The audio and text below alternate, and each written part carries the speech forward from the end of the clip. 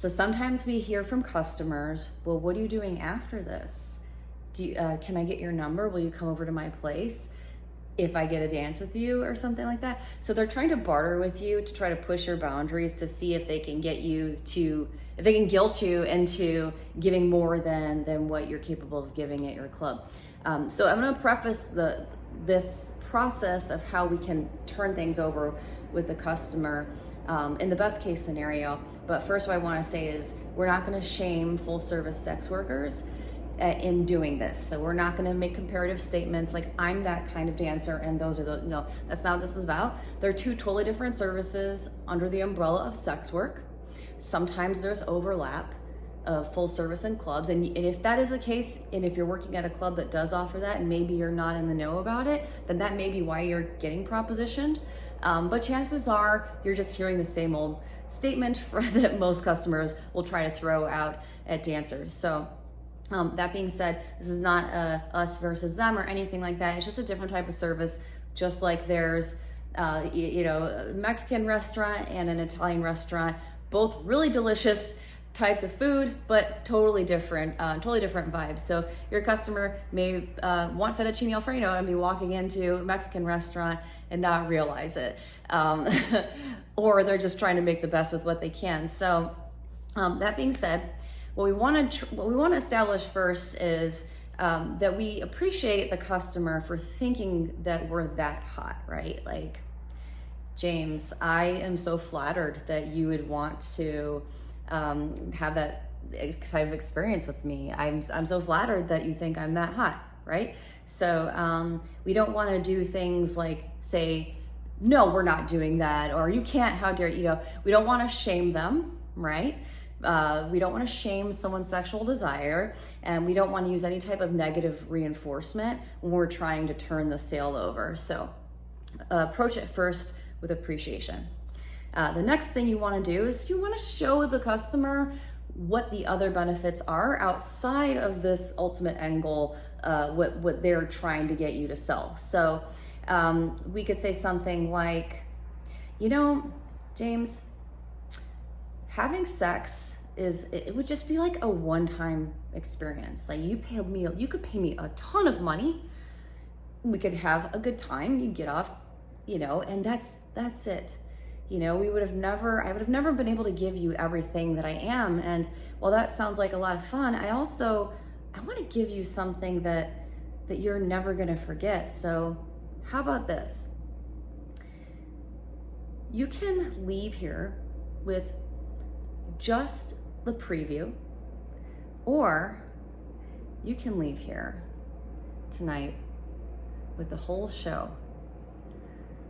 And I'm going to make sure that you remember everything that you see and everything that you touch, so that every time you have sex or you jerk off after tonight, you will see me, you will feel me.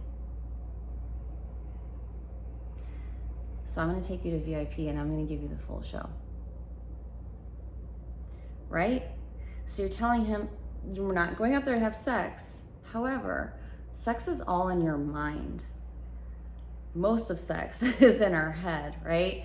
I mean, I could tell you I've had some pretty great sex, but I still had to work to get there.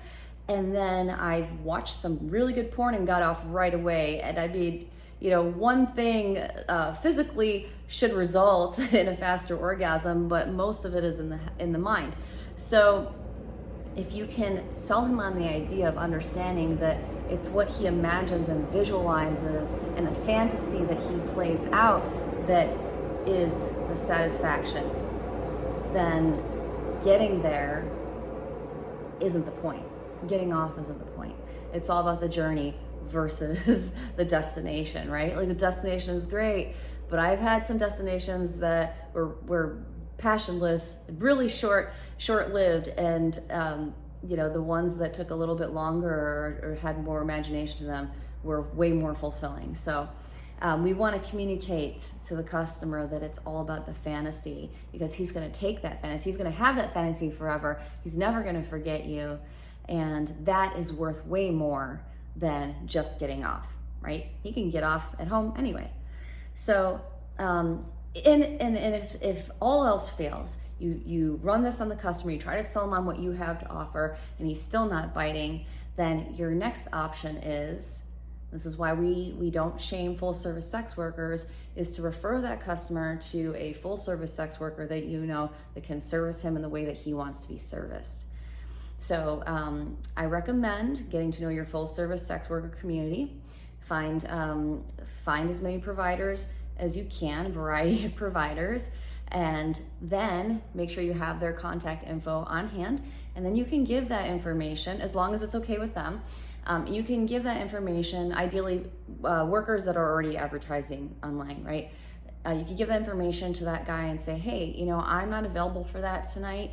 However, I do know a lot of providers that would love to see you, and I can show you a couple of their profiles, and you can tell me which one you think that you would like.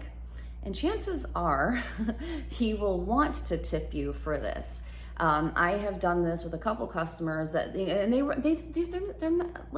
they're not creepy. They're just guys that are looking for something else, right? And their best option is to go into a club.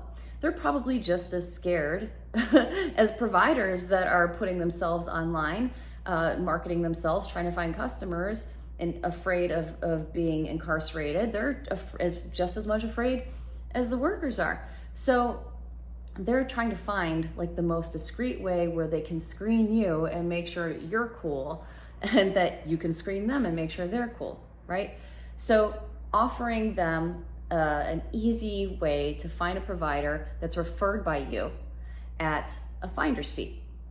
So if you'd be willing to tip me, I do know some people that would love to work with you, and here are their profiles.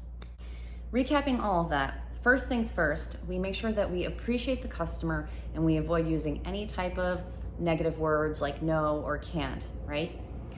Then what we do is we state the benefits outside of having sex with us, everything else that we can give him based on sex being a psychological experience in his mind. And we reinforce our version of the fantasy that we will give him based on all the information that we've pulled out of him from talking with him, preparing and pre-qualifying him for the sale. So we cater that experience to what we know about him. And then we close him on the sale, and we tell him we're gonna give him that in VIP or whatever dance area that your club has. And if all else fails, and he's clearly stating that all he wants is someone to have sex with, that's what he came here for, he wants nothing else, then you're going to refer him to someone, if you know someone, that you think would be willing to work with him with their consent, right? So make sure that you always have consent when you share a provider's profile, right? So good luck. I hope that this helps. I hope this takes away some of the stress of hearing this question. My point in sharing this with you is that there's always a way to educate your customer and letting him know that while he may think that he wants one thing, that there are other options there for him. And even if he's not getting his fettuccine Alfredo tonight, he's still gonna have a really damn good taco, and that may even be what satisfies him anyway.